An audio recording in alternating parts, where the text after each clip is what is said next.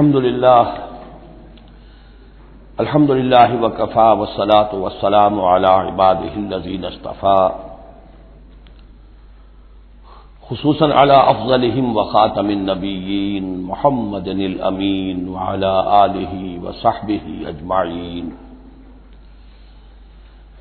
اما بعد فقد قال اللہ تبارک وتعالی كما ورد في سورة النساء اعوذ باللہ من الشیطان الرجیم بسم اللہ الرحمن الرحیم یا ایھا الناس اتقوا ربکم الذی خلقکم من نفس واحدۃ وخلق منها زوجها وبث منهما رجالا کثیرا ونساء واتقوا اللہ الذی تساءلون به والارحام ان اللہ کان علیکم رقیبا صدق اللہ العظیم رب اشرح لي صدري ويسر لي امري واحلل عقدة من لساني يفقهوا قولي اللهم ربنا الهمنا رشدنا واعذنا من شرور انفسنا اللهم ارنا الحق حقا وارزقنا اتباعه وارنا الباطل باطلا وارزقنا اجتنابه اللهم وفقنا لما تحب وترضى اللهم آنس وحشتنا في قبورنا وارحمنا بالقرآن العظيم اللهم اجعله لنا إماما ونورا وهدى ورحمة اللهم ذكرنا منه ما نسينا وعلمنا منه ما جهلنا وارزقنا تلاوته آناء الليل وآناء النهار واجعله لنا حجة يا رب العالمين آمين۔ آج ہم اللہ کا نام لے کر سورہ نساء کا ترجمہ اور مختصر تشریح شروع کر رہے ہیں۔ جیسا کہ میں آپ کو بتا چکا ہوں کہ قرآن مجید میں مکی اور مدنی صورتوں کے جو گروپ ہیں ان میں سے پہلا گروپ 5 صورتوں پر مشتمل ہے۔ مکی صورت صرف سورہ فاتحہ ہے، حجم میں بہت چھوٹی، معنی میں، مفہوم میں، عظمت میں، فضیلت میں بہت بڑی۔ اس کے بعد 4 صورتیں جو ہیں وہ مدنی ہیں، بقرہ، نساء، آل عمران اور مائدہ۔ اور یہ جو 4 صورتیں ہیں یہ دو صورتوں کے 2 جوڑوں کی شکل میں ہیں۔ سورۃ البقرہ، سورۃ آل عمران، یہ الزہراوین، خود حضور نے ان کو ایک نام دیا مشترک، اور ان میں جو مناسبتیں ہیں، مشابہت ہیں، وہ تفصیل کے ساتھ ہمارے ترجمے کے دوران سامنے آتی رہی ہیں۔ نسبت زوجیت کس اعتبار سے ہے، ایک دوسرے کی تکمیل کس پہلو سے کرتی ہیں، یہ بات بھی سامنے آئی۔ اب جو 2 صورتیں ہیں یہ سورۃ النساء اور سورۃ المائدہ، یہ جوڑے کی شکل میں ہیں۔ ان میں ایک تو بڑا کنٹراسٹ نظر یہ آئے گا کہ سابقہ 2 صورتوں میں پہلے حروف مقطعات اور دونوں میں پھر قرآن مجید اور کتب سماویہ کی عظمت کا بیان، جبکہ ان دونوں صورتوں میں کوئی تمہیدی اس طرح کی گفتگو نہیں ہے، براہ راست خطاب ہو رہا ہے۔ البتہ یہ فرق ہے وہ نسبت زوجیت کے اعتبار سے کہ سورہ نساء میں خطاب ہے یا ایھا الناس، اے لوگو، خطاب عام ہے، اور سورۃ المائدہ کا آغاز ہوتا ہے یا ایھا الذین آمنوا، وہاں خاص ہے، انسانوں میں سے جو لوگ ایمان کے دعوے دار ہوں۔ باقی جس طرح سورہ بقرہ اور سورہ آل عمران نصفین میں منقسم ہیں، اس طرح کا معاملہ ان دونوں صورتوں کا نہیں ہے۔ اپنے اسلوب کے اعتبار سے یہ دونوں صورتیں سورہ بقرہ کے نصف ثانی کے مشابہ ہیں، یعنی چند مضامین کی لڑیاں چل رہی ہیں لیکن آپس میں اس طرح بٹی ہوئی ہیں، گتھی ہوئی ہیں رسی کی طرح کہ وہ نظر آئیں گی کٹواں، ایک لڑی لال ہے، ایک پیلی ہے، ایک ہری ہے، ایک نیلی ہے، لیکن جب آپ ان کو بٹ دیتے ہیں تو ایک طرف سے دیکھیں گے تو وہ کٹا پٹا رنگ نظر آئے گا، مسلسل لال نہیں نظر آئے گا، مسلسل پیلا، نہ نیلا نہ ہرا۔ کھول دیں گے تو معلوم ہوگا کہ وہ تو واقعتاً ایک علیحدہ لڑی ہے، ایک نیلی ہے، ایک پیلی ہے۔ تو وہاں تو میں نے سورہ بقرہ میں آپ کو بتایا تھا کہ 4 ڈوریاں ہیں، 2 کا تعلق شریعت سے، شریعت میں 2 لڑیاں ہوئیں، ایک عبادات اور ایک معاملات۔ 2 کا تعلق ہے جہاد فی سبیل اللہ سے، ایک جہاد بالمال یعنی انفاق فی سبیل اللہ، اور ایک جہاد بالنفس کی آخری شکل یعنی قتال فی سبیل اللہ. یہ چاروں کا تانا بانا سورہ بقرہ کے نصف ثانی میں تھا. یہاں سورہ نساء میں بھی آپ دیکھیں گے کہ 3 لڑیاں ہیں یہاں، اور وہ اسی طرح آپس میں گتھی ہوئی ہیں. نظر آئیں گی کٹواں، لیکن اگر آپ ان سب کو علیحدہ علیحدہ کر لیں تو وہ اپنی جگہ پر ایک علیحدہ مضمون بن جائے گا. لیکن یہاں پر جو خطاب ہے، ایک لڑی تو وہ ہے کہ جس میں خطاب ہے اہل ایمان سے، اور وہ اسی طریقے سے جیسے سورہ بقرہ میں وہی 4 چیزیں اس میں آئیں گی: قتال، انفاق اور احکام شریعت، عبادات. لیکن دوسرا خطاب ہے اس میں اہل کتاب سے. اس میں یہ کہ نصارہ اور یہود دونوں گڈمڈ ہیں، ملے جلے ہیں. اب اہل کتاب کا معاملہ ہے. پہلی 2 صورتوں میں علیحدہ علیحدہ مسئلہ چل رہا تھا. تیسرے سب سے بڑا حصہ اس سورہ مبارکہ کا وہ ہے جو منافقین سے خطاب پر مشتمل ہے. لیکن وہ اکثر و بیشتر لوگ وہاں بات سمجھ نہیں پاتے، اس لیے کہ وہاں بھی خطاب ہوتا ہے یا ایھا الذین آمنوا سے. پورے قرآن میں کہیں یا ایھا الذین نافقوا نہیں آیا. یا ایھا الکافرون بھی ہے، یا ایھا الذین کفروا بھی ہے، یا ایھا الذین آمنوا بھی ہے، یا ایھا الذین نافقوا کہیں نہیں. اس لیے کہ منافق بھی قانوناً تو مسلمان ہی ہوتے تھے. تو اصل میں یہ بڑی گہری نظر کی ضرورت ہے کہ یہ پہچانا جائے کہ یہاں یا ایھا الذین آمنوا مومنین صادقین کی طرف روح سکون ہے یا منافقین کی طرف ہے. اگر یہ فرق نہ کیا جائے تو بڑی غلط فہمی ہو جاتی ہے بعض مقامات پر. مثلا سورہ توبہ کے بعض مقامات ہیں یا ایھا الذین آمنوا ما لکم اذا قیل لکم انفروا فی سبیل اللہ ثاقلتم الی الارض. اہل ایمان تمہیں کیا ہو گیا جب تمہیں کہا جاتا ہے اللہ کی راہ میں نکلو تو تم بوجھل ہو جاتے ہو، زمین میں دھنسے جاتے ہو. تو اس سے ایک عام سوء ظن پیدا ہو سکتا ہے کہ شاید یہ عام مسلمانوں کا مسئلہ تھا. یہ عام مسلمانوں کا مسئلہ نہیں تھا، یہ منافقین کا مسئلہ تھا. روح سخن وہاں منافقین کی طرف ہے. مومنین صادقین تو ہر وقت اس کے لیے آمادہ رہتے تھے کھلے دل کے ساتھ، تو کہ واپس نہیں پھیرا کوئی فرمان جنوں کا، تنہا نہیں لوٹی کبھی آواز جرس کی. وہ تو تیار ہر وقت. تو اصل میں یہ دیکھنا ہوتا ہے کہ کس آیت میں رخ کس کی طرف ہے. اس اعتبار سے یہ سورہ مبارک کا اہم ترین ہے. لیکن سورہ بقرہ میں تو پورے میں لفظ نفاق آیا ہی نہیں.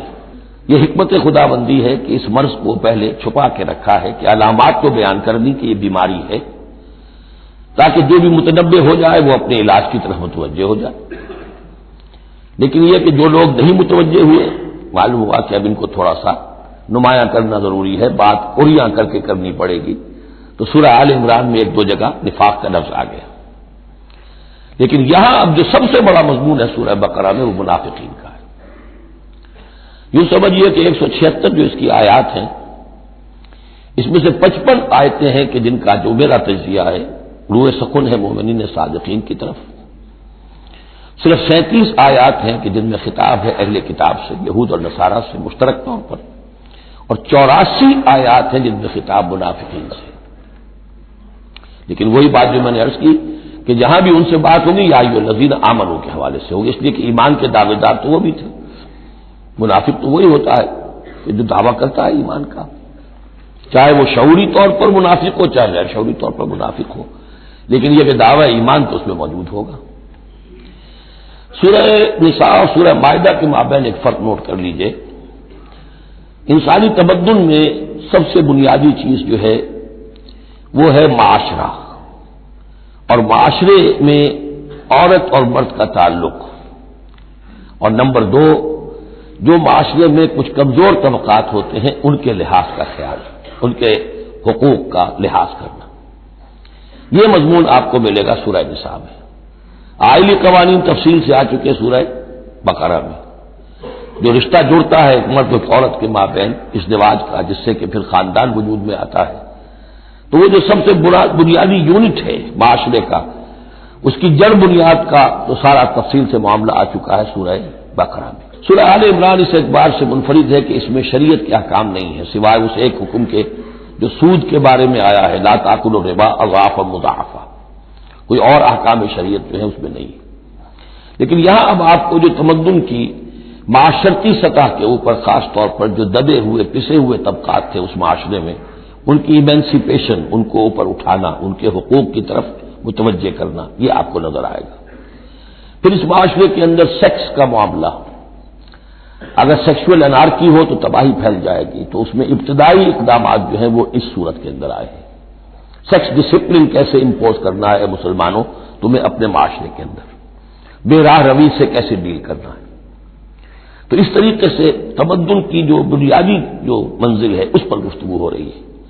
سورہ مائدہ میں جا کر پھر جو تمدن کی بلند ترین منزل ہے ریاست، اور یہ کہ پھر اعلی سطح کے اوپر عدالتی نظام، چوری ڈاکہ وغیرہ کا سد باب، اس کے لیے کیا حدود ہیں، اس کے لیے کیا تعزیرات ہیں، یہ بھی آگے آئیں گی۔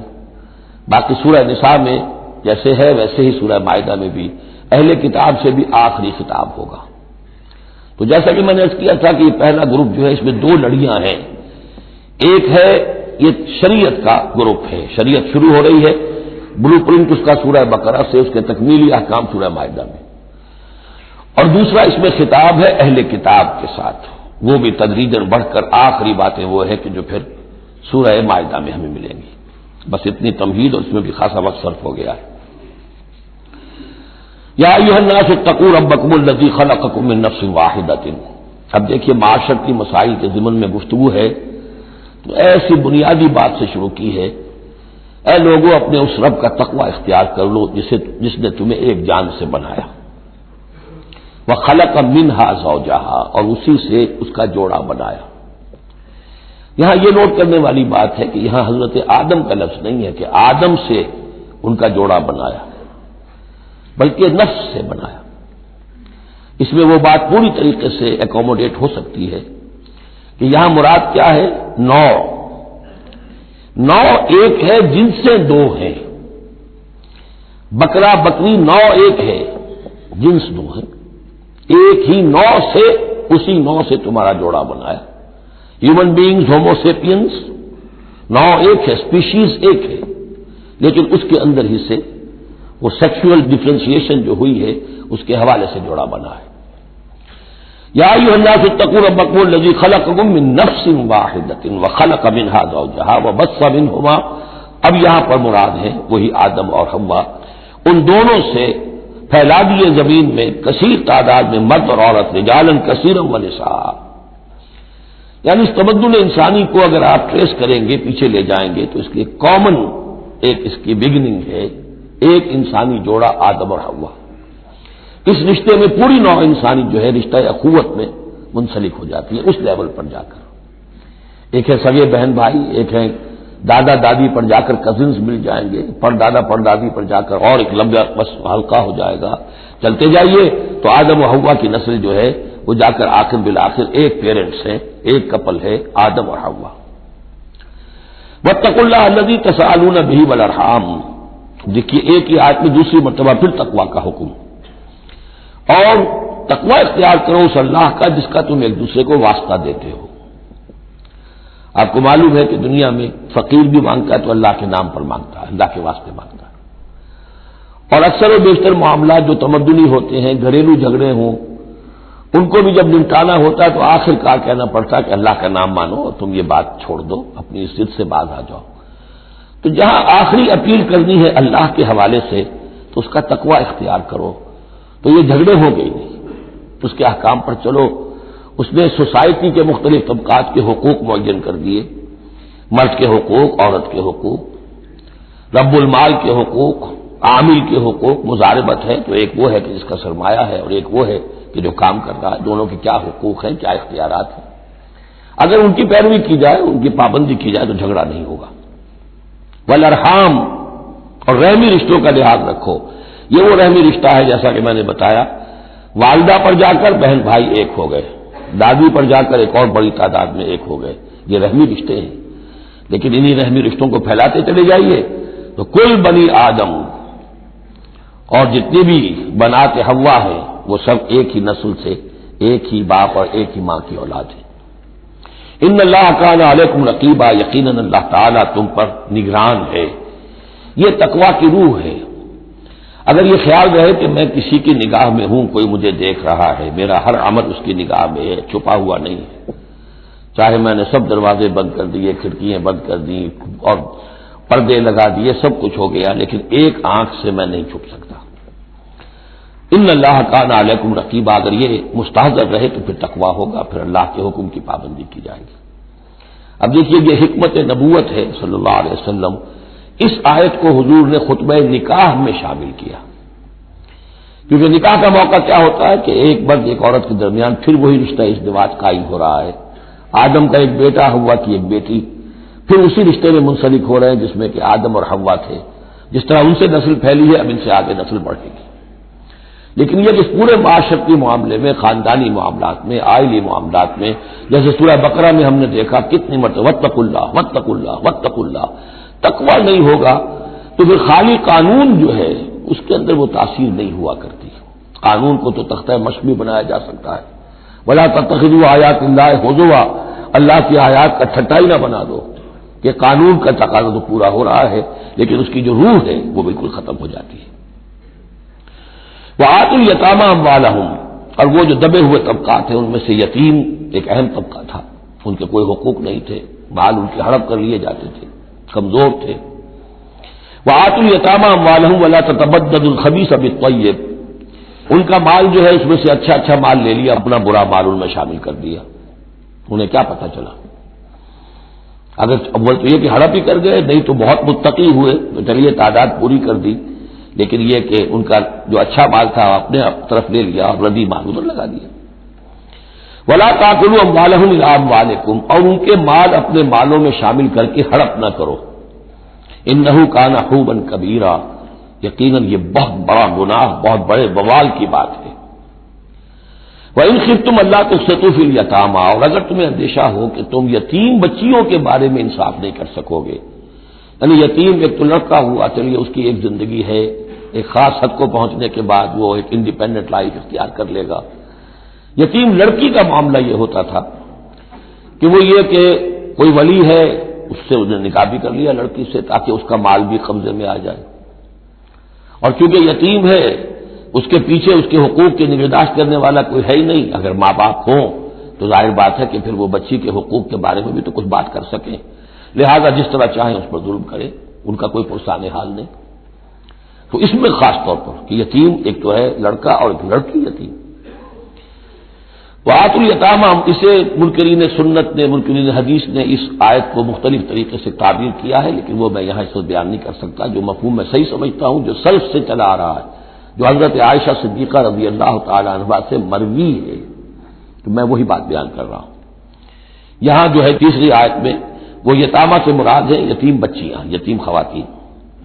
وَإِنْ خِفْتُمْ أَلَّا تُقْسِطُوا فِي الْيَتَامَىٰ فَانكِحُوا مَا طَابَ لَكُم مِّنَ النِّسَاءِ مَثْنَىٰ وَثُلَاثَ وَرُبَاعَ، تو پھر یہ ہے کہ تم ان یتیم بچیوں سے نکاح مت کرو، اور تمہیں جو پسند ہو، اگر ضرورت ہے دو دو تین تین چار چار کی حد تک تمہیں اجازت ہے، نکاح کر سکتے ہو۔ تعدد ازدواج کی یہی آیت قرآن مجید میں، لیکن یتیم بچیوں کے تم ولی بن کر کہیں اور ان کی شادی کرو تاکہ ان کے حقوق کے لیے پاسبان بن کر تم کھڑے ہو سکو، ورنہ یہ کہ تم نے انہیں اپنے گھروں میں ڈال لیا تو پھر ان کے حقوق کا کون ہوگا جو باز پرس کر سکے تم سے۔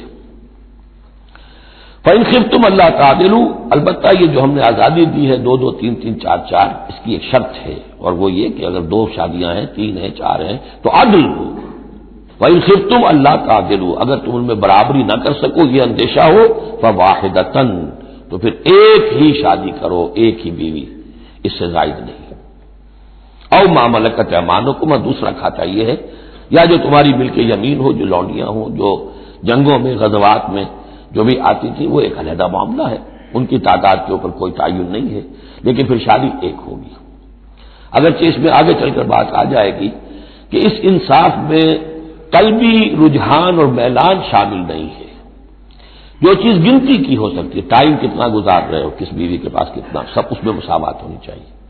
نان نفقہ کیا دے رہے ہو، کپڑے کیسے دے رہے ہو، ان تمام چیزوں میں جو کاؤنٹ ہو سکتی ہیں، جو مادی چیزیں ہیں، جو دیکھی بھالی جا سکتی ہیں، اس میں انصاف اور عدل لازم ہے۔ البتہ دلی رجحان اور میلان جس پر کہ انسان کو قابو نہیں ہوتا، اس میں گرفت نہیں ہے۔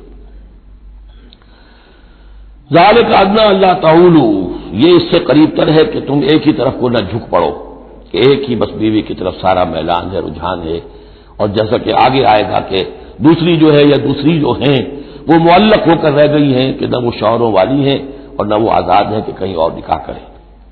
وآتوا النساء صدقاتهن نحلا، اور عورتوں کو ان کے مہر خوش دلی کے ساتھ دیا کرو، اس کو تاوان سمجھ کے نہ دیا کرو. یہ صدقات جو ہے صداق کی جمع ہے، اور صدقے کی جمع ہے صداقات. دال پر زبر ہو تو صدقے کی جمع، اور دال پر پیش ہے صدقات تو یہ صداق کی جمع ہے. فَإِن طِبْنَ لَكُمْ عَنْ شَيْءٍ مِّنْهُ نَفْسًا، پھر اگر وہ خود اپنی مرضی سے، اپنی رضامندی سے اس میں سے کوئی چیز تمہیں دے دیں، تم نے مہر جو انہیں دیا تھا وہ تم نے ادا کر دیا، اب وہ تمہیں کوئی ہبہ کر رہی ہیں، تمہیں اس میں سے کوئی چیز جو ہے ہدیہ کر رہی ہیں، تحفہ دے رہی ہیں، تو کوئی حرج نہیں. فَكُلُوهُ هَنِيئًا مَرِيئًا، تو تم اسے استعمال میں لاؤ، کھاؤ لچتا پچتا، اس میں کوئی حرج نہیں ہے. لیکن یہ ہے کہ وہ ہو ان کی مرضی سے، زبردستی نہیں، جبر کر کے نہ دے دیا جائے. فَإِن طِبْنَ لَكُمْ عَنْ شَيْءٍ مِّنْهُ نَفْسًا، بالکل اپنی مرضی سے. وَلَا تُؤْتُوا السُّفَهَاءَ أَمْوَالَكُمُ الَّتِي جَعَلَ اللَّهُ لَكُمْ قِيَامًا وَارْزُقُوهُمْ فِيهَا وَاكْسُوهُمْ وَقُولُوا لَهُمْ قَوْلًا مَّعْرُوفًا. اب ایک معاشرے میں طبقہ ایسا بھی ہوتا ہے سفہا، بچہ ہے ابھی اس کو سمجھ نہیں ہے یا آوارہ ہو گیا ہے، باپ مال بہت چھوڑ گیا ہے، اب وہ مال اڑا رہا ہے. تو یہاں پہ تصور دیا گیا کہ اس میں معاشرتی سطح پر روک تھام ہونی چاہیے. یہ نہیں کہ میرا مال ہے میں جیسے خرچ کروں. تو اموالکم کہا گیا، یہ اصل میں ایک معاشرے کی ایک مشترک سی چیز ہے، مشترک بہبود کے لیے ہے. چاہے انفرادی ملکیت ہے لیکن پھر بھی اس معاشرے کی اس کے اندر مشترک بہبود ہونی چاہیے. مت پکڑا دو نہ سمجھوں کو یا بے وقوفوں کے اپنے مال، جن کو اللہ تعالیٰ نے تمہارے لیے دنیا کے گزران کا ذریعہ بنایا ہے. وارزقوہم فیہا، ہاں انہیں رزق دیتے رہو اس میں سے، وکسوہم کھلاتے رہو پلاتے رہو، وقولوا لہم قولا معروفا، اور ان سے بات کیا کرو البتہ نرم اچھے انداز میں. یہ اصول تھا جس کے تحت کہ برٹش انڈیا میں کورٹ آف وارز مقرر ہو جاتے تھے کہ اگر کوئی بڑا جاگیردار ہے، کوئی نواب ہے اور وہ فوت ہو گیا، اس کا بیٹا جو ہے ہمارا ہے اور اس کی جو اندیشہ ہے کہ اسے کچھ اڑا دے گا، ختم کر دے گا، تو کورٹ آف وارز ہو جاتا تھا. حکومت جو ہے وہ اس کا چارج لے لیتی تھی، اس کے لیے سالانہ اس میں سے اس کی آمدنی میں سے وظیفہ ہوتا تھا، اس میں اپنا خرچ کرے. لیکن یہ ہے کہ باقی چیزیں جمع رہتی تھی تاکہ یہ ان کی آئندہ نسل کے کام آ سکے. وابتلوا الیتامی حتی اذا بلغوا النکاح، اور یتیموں کی دیکھ بھال کرتے رہو، جانچ پرکھ کرتے رہو، دیکھتے رہو کہ ان کے اندر کبھی شعور پیدا ہو گیا یا نہیں. فإن آنستم منہم رشدا، تو جب تم دیکھو ان میں کہ اب یہ باشعور ہو گئے ہیں، سمجھدار ہو گئے ہیں، فادفعوا الیہم اموالہم، تو ان کے اموال ان کے حوالے کرو. ولا تاکلوها اسرافا وبدارا ان یکبروا، اور دیکھو اس مال کو کھانے کی کوشش نہ کرو، ہڑپ نہ کرو جلدی سے کہ ایسا نہ ہو کہ بچے جوان ہو جائیں تو یہ مال تو دے ہی دینا ہے میں نے، تو اس سے پہلے پہلے جتنا بھی اس کو میں کھا جاؤں کھا لوں. ومن کان غنیا فلیستعفف، اگر کوئی جو ولی ہے یتیم کا وہ غنی ہے، اللہ نے اسے خود دے رکھا ہے، کشائش ہے اس کے پاس، تو پھر اسے یتیم کے مال میں سے کچھ بھی لینے کا حق نہیں ہے، پھر اسے یتیم کے مال سے بچتے رہنا چاہیے. ومن کان فقیرا، اور اگر کوئی خود تنگ دست ہے، محتاج ہے، اب ظاہر بات ہے وہ یتیم کی کوئی نگہداشت بھی کر رہا ہے، اس کا کچھ وقت بھی اس پہ صرف ہو رہا ہے، تو فلیأکل بالمعروف، تو معروف طریقے سے بھلے انداز میں جو کہ معقول انداز ہو، اس میں سے اگر وہ یتیم کے مال میں سے کچھ کھا بھی لے تو کوئی حرج نہیں. اسلام کی تعلیم بڑی فطری ہے، اس کے اندر وہ بندشیں نہیں ہے کہ جو ان نیچرل ہوں، جن پر عمل کرنا ناممکن ہو جائے. فَإِذَا دَفَعْتُمْ إِلَيْهِمْ أَمْوَالَهُمْ، اور جب تم ان کے مال ان کے حوالے کر دو، فَأَشْهِدُوا عَلَيْهِمْ، تو گواہ بنا لو کہ یہ چیزیں تھیں جو آج کی تاریخ میں میری تحویل میں تھی، آج تک میں نے ان کے حوالے کر دی. وَكَفَىٰ بِاللَّهِ حَسِيبًا، باقی اللہ تعالیٰ کافی ہے حساب لینے کے لیے. یہ دنیا کا معاملہ ہے، اس کے لیے لکھت پڑھت شہادت، باقی اصل حساب تو تمہیں اللہ کے ہاں جا کے دینا ہے. لِلرِّجَالِ نَصِيبٌ مِّمَّا تَرَكَ الْوَالِدَانِ وَالْأَقْرَبُونَ، مردوں کے لیے بھی حصہ ہے اس میں سے کہ جو ترکہ چھوڑا ہو، جو وراثت چھوڑی ہو والدین نے اور رشتہ داروں نے. وَلِلنِّسَاءِ نَصِيبٌ مِّمَّا تَرَكَ الْوَالِدَانِ وَالْأَقْرَبُونَ، اور عورتوں کا بھی حصہ ہے اس میں سے جو والدین کی وراثت ہے، جو انہوں نے ترک کیا ہے، ان کا ترکہ ہے، اور رشتہ داروں کا. یہاں پہلی مرتبہ اب عورت کو وراثت کا حق دیا جا رہا ہے، ورنہ عرب کے معاشرے میں عورت کا کوئی حق وراثت نہیں تھا. یہاں پہ فرمایا گیا کہ مما قل منہ او کثر، چاہے وہ وراثت تھوڑی ہو چاہے زیادہ ہو. قانون جو ہے اللہ کا اس کو اس کے اوپر پورے طور سے نافذ ہونا چاہیے. نصیبا مفروضہ، اور یہ حصہ ہے اللہ کی طرف سے فرض کیا گیا. اب میں آپ کو نوٹ کراؤں گا کتنی مرتبہ یہ تاکید ہو رہی ہے اس قانون وراثت کی، اور آپ اگر ساتھ ہی دیکھتے رہیں کہ کتنی دھجیاں اس کی بکھرتی ہیں ہمارے معاشرے کے اندر، کوئی ان کا لحاظ نہیں. اور بڑا جو ہمارا خاص طور پر ایک علاقہ ہے کہ جہاں ویسے نماز روزہ بہت ہوتا ہے، وہ بیٹیوں کو کوئی وراثت میں کوئی حصہ دینے کے لیے وہ کسی صورت تیار نہیں ہوتے. شریعت کے کچھ چیزیں جو ہیں وہ بہت اہم ہیں، اور شریعت کی یہ چیزیں جو ہیں کس قدر تاکید کے ساتھ آ رہی ہیں، یہ کہتے ہیں یہ رواج کے تحت ہوگا. وَإِذَا حَضَرَ الْقِسْمَةَ أُولُو الْقُرْبَىٰ، اور جب وراثت کی ترکے کی تقسیم ہو رہی ہو تو اب اگر وہاں کچھ قرابت دار بھی آ جائیں، والیتامى یتیم بھی آ جائیں، والمساکین کچھ محتاج بھی آ جائیں، فارزقوہم منہ وقولوا لہم قولا معروفا، تو انہیں بھی کچھ دے دلا دو اس میں سے، کیونکہ اس وقت دیکھ رہے ہیں تقسیم ہو رہی ہے، وہ بالکل محتاج ہیں، تو احساس محرومیت جو ہے اس کو کسی نہ کسی درجے میں جو بھی اس کے اندر کچھ بداوا ہو سکتا ہو کرو. وقولوا لہم قولا معروفا، ان سے بات کرو تو بڑے اچھے انداز میں، جھڑکو نہیں کہ ہماری وراثت تقسیم ہو رہی تم کون آ گئے یہاں پہ. وَلْيَخْشَ الَّذِينَ لَوْ تَرَكُوا مِنْ خَلْفِهِمْ، ڈرتے رہنا چاہیے ان لوگوں کو کہ اگر انہوں نے بھی چھوڑے ہوتے اپنے پیچھے ذُرِّيَّةً ضِعَافًا، چھوٹے بچے اپنی نسل چھوڑ کر اگر وہ گئے ہوتے اور یتیم بچے ہوتے ان کے، خافوا علیہم، تو کیسے کیسے اندیشے ہونے ہوتے اپنے اور بچوں کے بارے میں.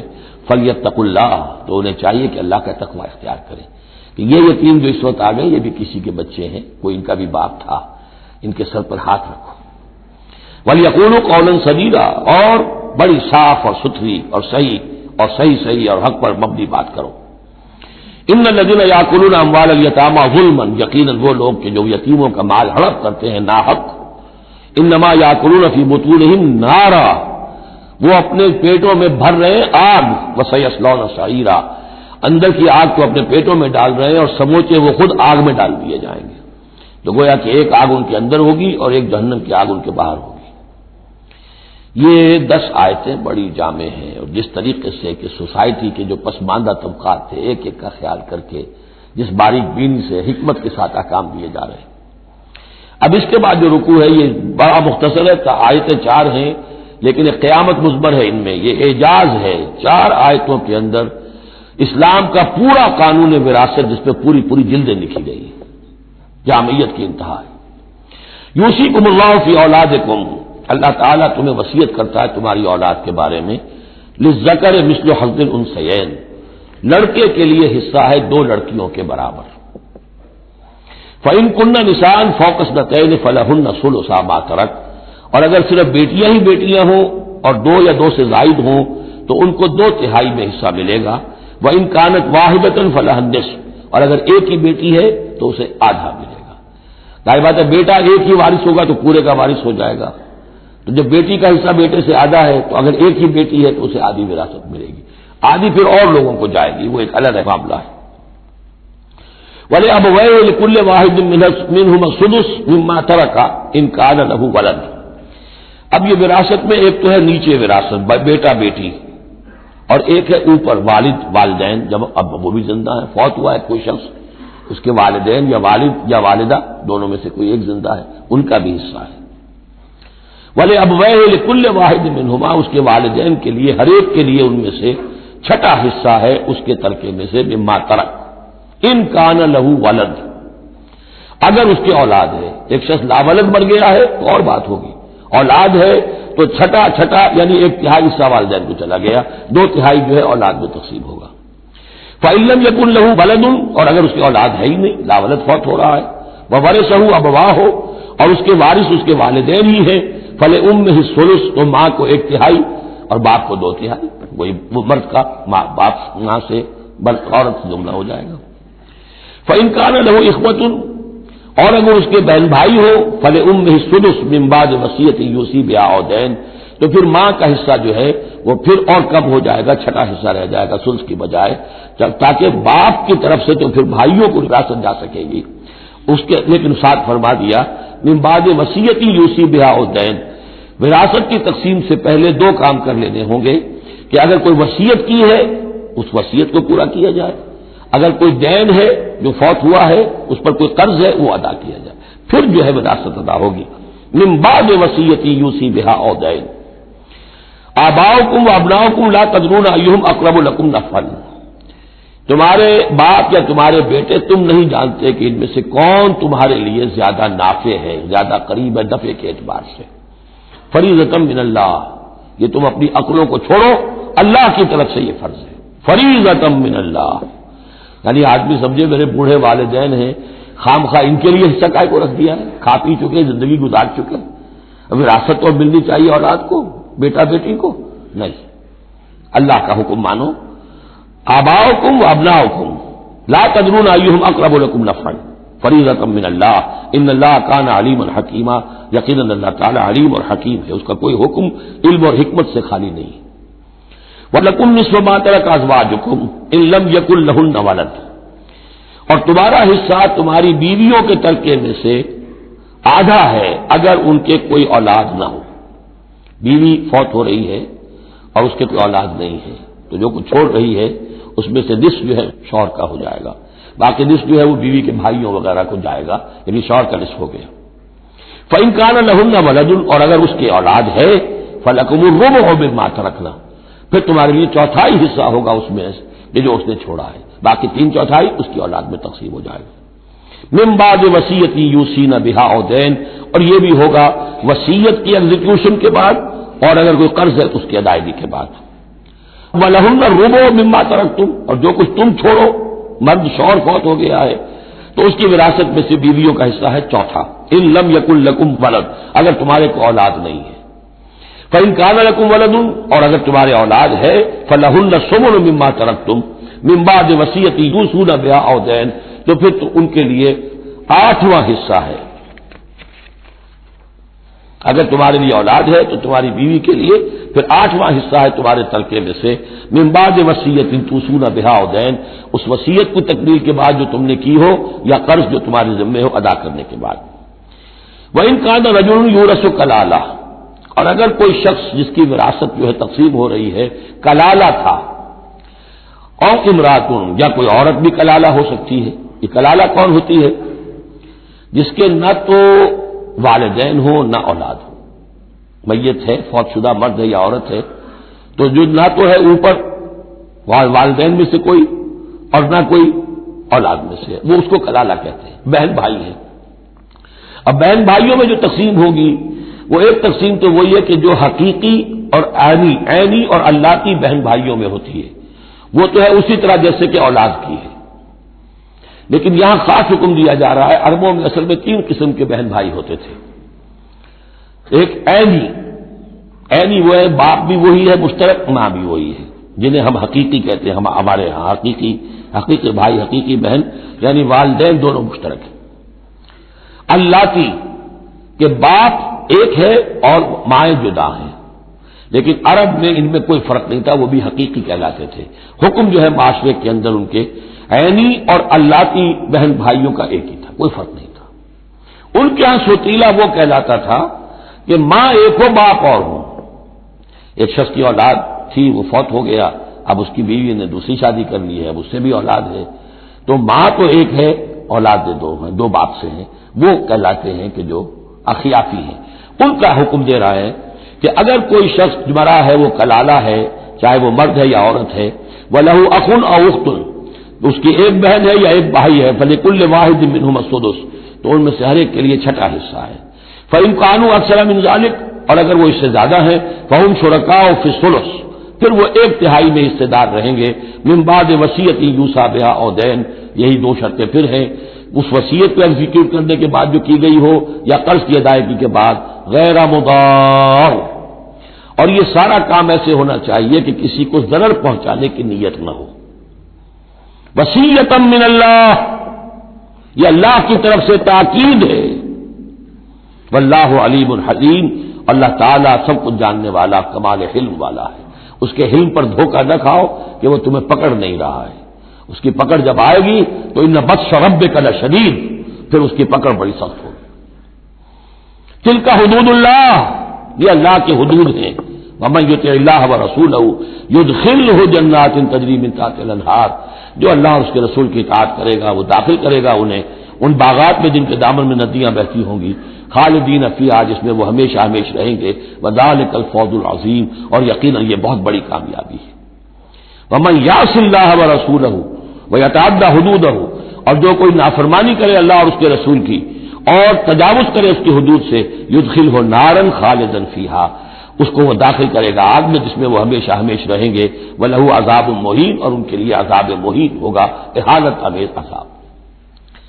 اب جو میں نے عرض کیا تھا سیکس ڈسپلن، اسلامی معاشرے کی جب تطہیر شروع ہو رہی ہے، مکے میں تو ظاہر بات ہے مسلمان جب تک تھے تو غلبہ وہاں کفار کا تھا، اب یہاں مدینے میں اللہ نے مسلمانوں کو وہ حیثیت دی ہے کہ اپنے معاملات کو سنوارنا شروع کریں، تو ایک ایک کر کے ان معاشرتی چیزوں کو اور ان سوشل پرابلمز کو ڈیل کیا جا رہا ہے۔ اب اگر کوئی سیکشول انارکی ہے، کوئی بدکاری معاشرے میں ہے، کیا کیا جائے، کیسے روک تھام ہو، اس کے ابتدائی احکام یہ آ رہے ہیں، اس کے تکمیلی احکام جو ہے وہ سورہ نور میں آئیں گے چل کر، یہ تدریجاً، یہ سورہ نساء، پھر ہے سورہ احزاب، پھر ہے سورہ نور، اور پھر ہے سورہ مائدہ۔ اب اللہ تعالیٰ کی حکمت یہ ہوئی کہ سورہ نور اور سورہ احزاب کو کافی دور آگے رکھا ہے مصحف میں، اور یہاں پر سورہ نساء کے بعد سورہ مائدہ آ گئی ہے، ورنہ سورہ نساء، پھر سورہ احزاب، پھر سورہ نور، اور پھر سورہ مائدہ ہے، ترتیب یہ ہے۔ باقی اور بھی مدنی صورتیں درمیان میں ہیں، لیکن یہ چار بڑی بڑی صورتیں جو ہیں جن میں معاشرتی مسائل جو ہیں وہ تفصیل سے آئے ہیں، وہ ان کی ترتیب یہ ہے۔ واللاتی یاتین الفاحشۃ من نسائکم، اور وہ عورتیں تمہاری عورتوں میں سے جو کوئی کسی بے حیائی کا ارتکاب کریں، فاستشہدوا علیہن اربعۃ منکم، تو پھر گواہ بناؤ، گواہ لاؤ ان پر تم میں سے چار، اگر وہ گواہی دیں، فإن شہدوا، اگر گواہی دیں کہ ہاں اس عورت نے بدکاری کی ہے، فامسکوہن فی البیوت، تو پھر ان عورتوں کو گھروں میں بند کر دو، حتی یتوفاہن الموت، یہاں تک کہ موت ان کو لے جائے، یتوفاہن الموت، موت ان کو لے جائے، موت ان کا قصہ پاک کرے، اور یجعل اللہ لہن سبیلا، یا اللہ ان کے لیے کوئی اور راستہ نکال دے۔ وہ راستہ نکالنا ہے جو سزا کی پھر بعد میں نصاب آ گیا کہ اگر اس کو پھر سزا دے دی جائے، حد جاری کر دی جائے تو پھر آزاد ہو جائیں گے، لیکن ابھی ابتدائی حکم ہے۔ یہاں معلوم ہوتا ہے کہ یہ ایسی لڑکیوں کا یا عورتوں کا تذکرہ ہے کہ جو مسلمانوں میں سے تھیں لیکن ان کا بدکاری کا معاملہ کسی یہودی سے ہو گیا ہو یا کسی ایسے شخص سے ہو گیا ہو جو ابھی مسلمان نہیں ہے، تو یہ ان کا یک طرفہ کہ ہے وہ کوئی مسلمان لڑکی یا خاتون جس کا معاملہ ہے، لیکن دوسرا جو اس عمل کا جو شریک ہے وہ غیر مسلم ہے۔ واللذین یاتیانہا منکم، اور اگر وہ دونوں تمہیں میں سے ہوں، مرد بھی اور عورت بھی، فآذوہما، تو ان دونوں کو پھر اذیت دو، تکلیف دو، انہیں سزا دو، فإن تابا واصلحا، پھر اگر وہ توبہ کر لیں اور اصلاح کر لیں، فأعرضوا عنہما، تو ان کو چھوڑ دو، ان اللہ کان توابا رحیما، یقیناً اللہ تعالیٰ بہت توبہ کا قبول فرمانے والا اور رحیم ہے۔ یہ بالکل ابتدائی احکام ہے، اسی لیے ان کی وضاحت میں، تفسیروں میں آپ کو بہت سے اقوال مل جائیں گے، اس لیے کہ اصل میں تو یہ پھر آخر میں جا کر یہ سب منسوخ شمار ہوں گے جبکہ حدود آ گئی پوری کی پوری، جیسے کہ وصیت کا وہ حکم جو سورہ بقرہ میں آیا تھا وہ اب ساقط ہو گیا جبکہ قانون وراثت آ گیا۔ اب وہ آیت آئی ہے کہ جو بہت بڑی حکمت کی آیت ہے، جس کا حوالہ اس سے پہلے بھی میں نے کبھی دیا ہے، انما التوبۃ علی اللہ للذین یعملون السوء بجہالۃ، اللہ کے ذمے ہے توبہ قبول کرنا ایسے لوگوں کی جو کوئی برا حرکت کر بیٹھتے ہیں جہالت اور نادانی میں، ثم یتوبون من قریب، پھر فوراً توبہ کرتے ہیں۔ یعنی اگر ایمان اندر ہے تو کسی وقت ایسا تو ہو گیا کہ کوئی خارجی اثرات اتنے پوٹنٹ ہو گئے یا نفس کے اندر ہیجان ایسا ہو گیا کہ آدمی کنٹرول نہیں کر سکا، لیکن جیسے ہی اس کے بعد ہوش میں آئے گا اس پر شدید پچھتاوا، شدید ندامت طاری ہو جائے گی، تو اس کے لیے یہ کہ وہ توبہ کرے تو اللہ تعالیٰ اس کی توبہ قبول فرمائے گا۔ فَأُولَٰئِکَ يَتُوبُ اللَّهُ عَلَيْهِمْ، تو اللہ تعالیٰ ایسے لوگوں کی توبہ قبول فرمائے گا۔ وَكَانَ اللَّهُ عَلِيمًا حَكِيمًا، اللہ تعالیٰ علیم اور حکیم ہے۔ وَلَيْسَتِ التَّوْبَةُ لِلَّذِينَ يَعْمَلُونَ السَّيِّئَاتِ، ایسے لوگوں کا کوئی حق نہیں ہے توبہ کا کہ جو اپنی برائی حرکتیں کرتے رہیں، حرام خوریاں کرتے رہیں، زندگی بھر عیش لوٹاتے رہیں۔ وَإِلَى الَّذِينَ يَمُوتُونَ حَتَّى إِذَا حَضَرَ أَحَدَهُمُ الْمَوْتُ قَالَ إِنِّي تُبْتُ الْآنَ، یہاں تک کہ جب موت کا وقت آ جائے تو کہیں کہ اب میں توبہ کرتا ہوں، یہ توبہ نہیں ہے۔ وَلَلَّذِينَ يَمُوتُونَ وَهُمْ كُفَّارٌ، اسی پر قیاس کر لیجیے جو مر بھی گئے کافر کفر کی حالت میں ان کی توبہ کا کوئی سوال ہی نہیں. اولئک اعتدنا لهم عذابا الیما، ایسے لوگوں کے لیے تو ہم نے دردناک عذاب تیار کر رکھا ہے. یا ایھا الذین آمنوا لا یحل لکم ان ترثوا النساء کرہا، اے ایمان تمہارے لیے جائز نہیں ہے کہ تم عورتوں کو زبردستی وراثت میں لے لو. یہ بھی اس عورتوں کے طبقے پر جو شدید ظلم ہوتا تھا، کیونکہ پالیگیمی عام تھی، ایک شخص ہے فوت ہوا ہے، 4 ہیں 5 بیویاں ہیں. اب فرض کیجئے کہ جو بیٹا ہے بڑا جو وارث بن گیا ہے، اب باقی اس کی حقیقی ماں تو ایک ہی ہے، باقی سوتیلی مائیں وہ ان کو وراثت میں لے لیتا تھا کہ میرے قبضے میں رہیں گی یہ، بلکہ ان سے شادیاں بھی کر لیتے تھے، بغیر شادی اپنے گھروں میں ڈالے رکھتے تھے. یا پھر یہ کہ اختیار اپنے ہاتھ میں رکھ کر ان کی شادی کہیں کرتے تھے تو خود مہر لیتے تھے. اس طرح کے معاملات کرتے تھے، عورتوں کے ساتھ یہ ظلم ہوتے تھے. یا ایھا الذین آمنوا لا یحل لکم ان ترثوا النساء کرہا، اہل ایمان تمہارے لیے جائز نہیں ہے کہ تم عورتوں کے وارث بن بیٹھو زبردستی. ولا تعضلوهن لتذهبوا ببعض ما آتيتموهن، اور نہ تمہارے لیے یہ جائز ہے کہ تم ان کا راستہ روک کے رکھو انہیں، تاکہ تم واپس لے لو ان سے جو کچھ کہ تم نے انہیں دیا ہے. اب نکاح کیا تھا اس وقت تو بڑے چاؤ تھے اور لاڈ تھے اور کیا کیا دے دیا تھا، اور اب جو ہے اس سے وہ واپس ہتھیانے کے لیے طرح طرح کے ہتھ کنڈے استعمال ہو رہے ہیں. انہیں تنگ کیا جا رہا ہے، ٹارچر کیا جا رہا ہے، ذہنی طور پر تکلیف پہنچائی جا رہی ہے.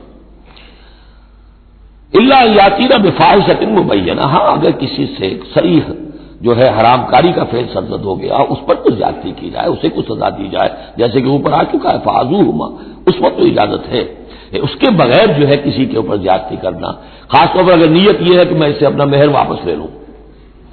وعاشروہن بالمعروف، دیکھو عورتوں کے ساتھ معاشرت اختیار کرو، رہو سہو معروف طریقے پر، بھلے طریقے پر، اچھے طریقے پر، نیکی اور راستی کے ساتھ.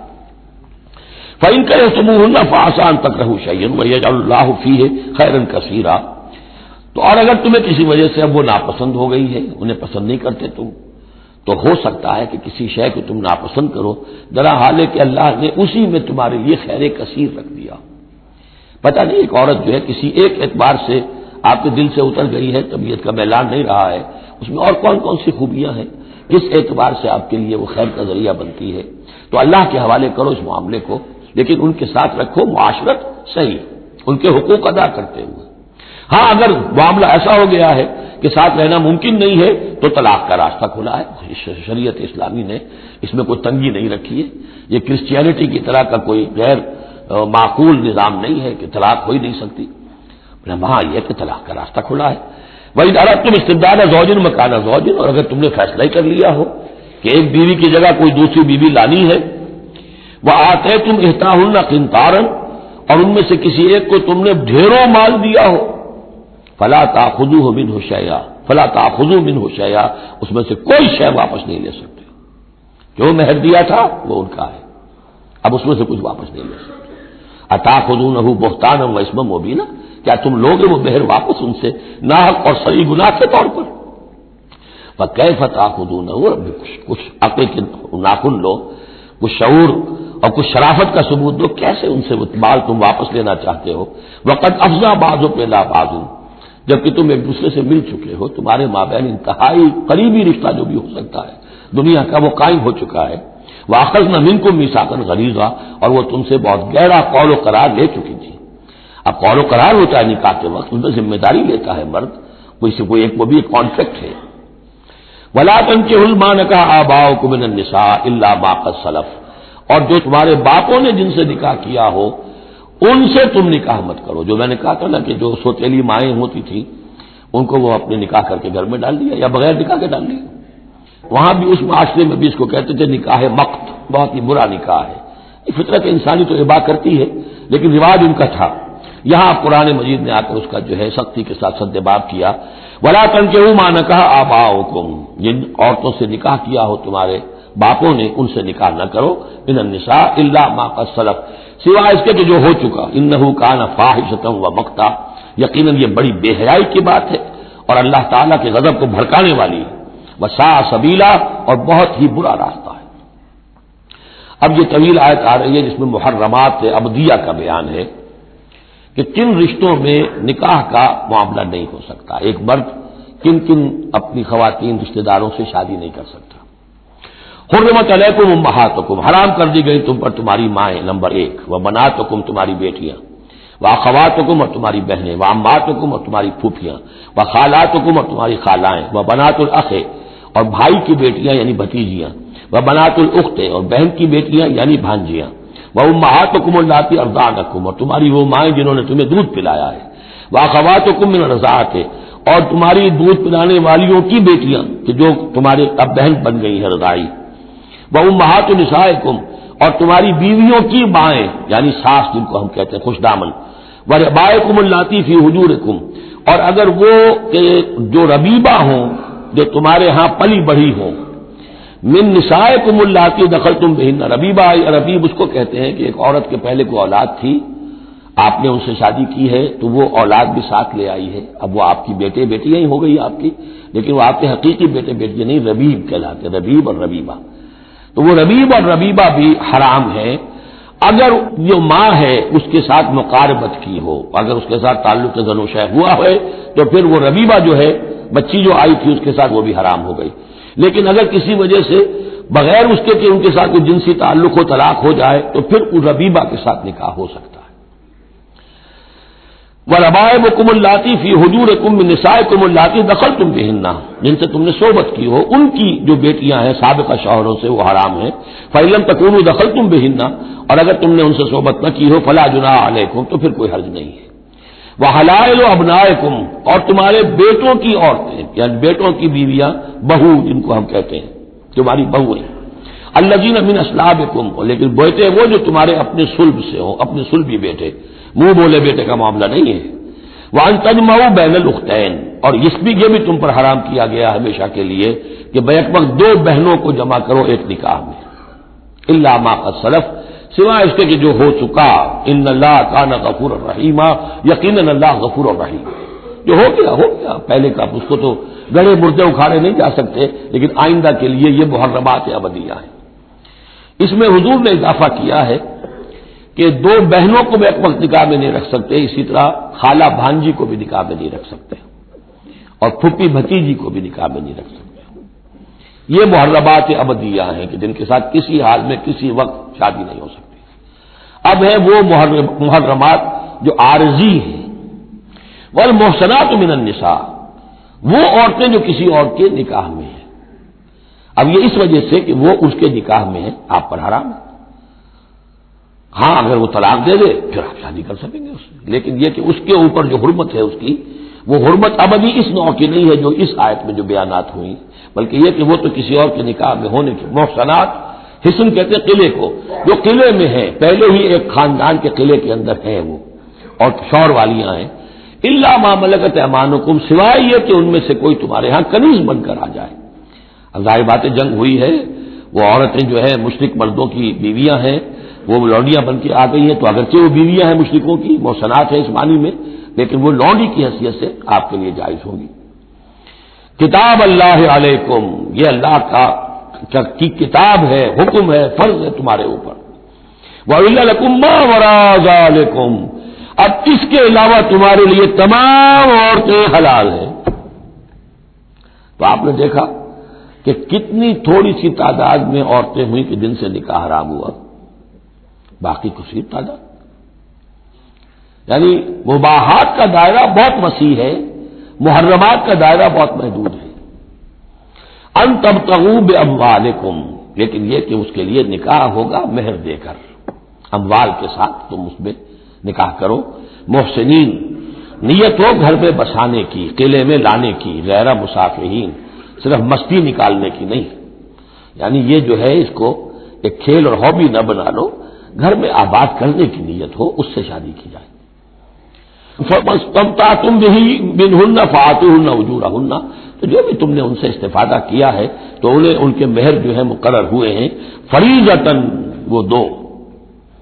وَلَا جُنَاحَ عَلَيْكُمْ فِيمَا تَرَاضَيْتُمْ بِهِ مِنْ بَعْدِ الْفَرِيضَةِ اور اس میں کوئی حرج نہیں ہے کہ کسی مہر کے مقرر ہونے کے بعد اگر باہمی رضامندی سے اس میں کوئی کمی بیشی ہو جائے۔ ان اللہ کان علیما حکیما یقیناً اللہ تعالی علیم ہے اور حکیم ہے۔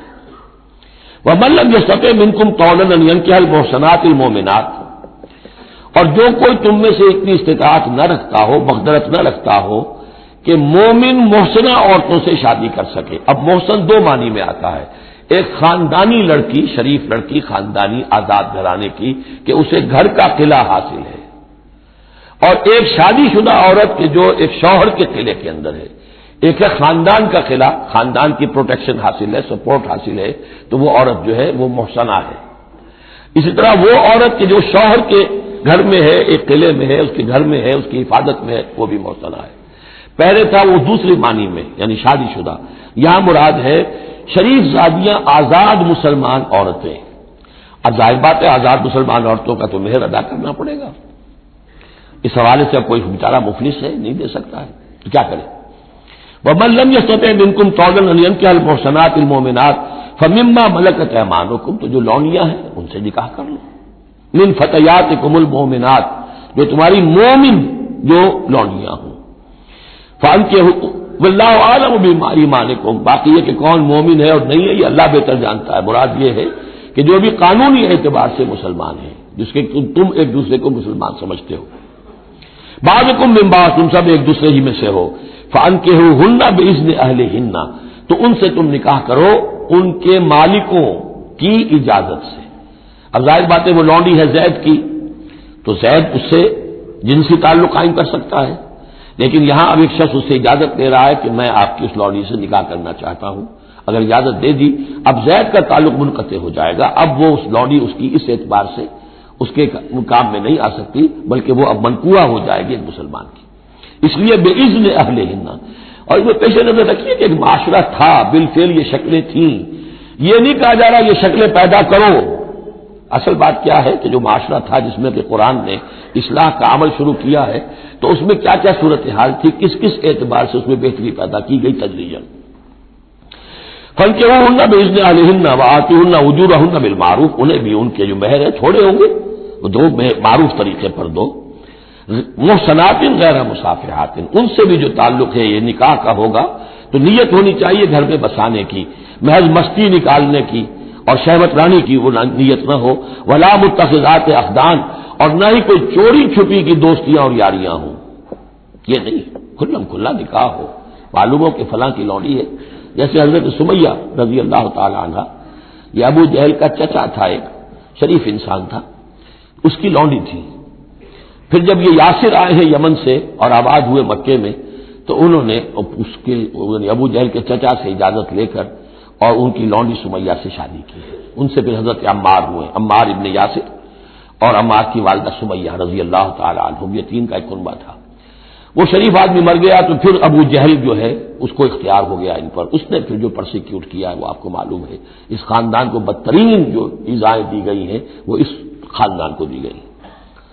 فَإِذَا أُحْصِنَّ، پھر جب وہ قید نکاح میں آ جائے، فَإِنْ أَتَيْنَ بِفَاحِشَةٍ، پھر اگر وہ کوئی غلط کام کرے، اگر کوئی وہ جو ہے بے حیائی کا کام کرے، فَعَلَيْهِنَّ نِصْفُ مَا عَلَى الْمُحْصَنَاتِ، تو انہیں آدھی سزا دی جائے گی اس کی کہ جو شادی شدوں کو دی جائے گی. اب یہ جو ہے چونکہ ابتدائی احکامات ہیں، ابھی تک تو رجم کا حکم آیا ہی نہیں ہے، ابھی تک 100 کوڑوں کا حکم بھی نہیں آیا ہے. ابھی تو یہ تھا آزوہما، تو کوئی بھی انہوں نے اپنا طریقہ مقرر کر لیا ہے کہ اتنا کچھ ہم ماریں گے. تو اس میں البتہ ذہن میں رکھا جائے کہ اس میں یہ ہے کہ جو یہ لونڈی ہے منکوحہ، اس کو اگر سزا دینی ہے اسی طرح کے جرم کی تو اس کی سزا بھی عادی ہوگی. اس لیے کہ ایک شریف خاندان کی عورت جسے پروٹیکشن حاصل ہو اس کا معاملہ اور ہے، اور ایک اس بیچاری غریب لونڈی کا معاملہ اور ہے.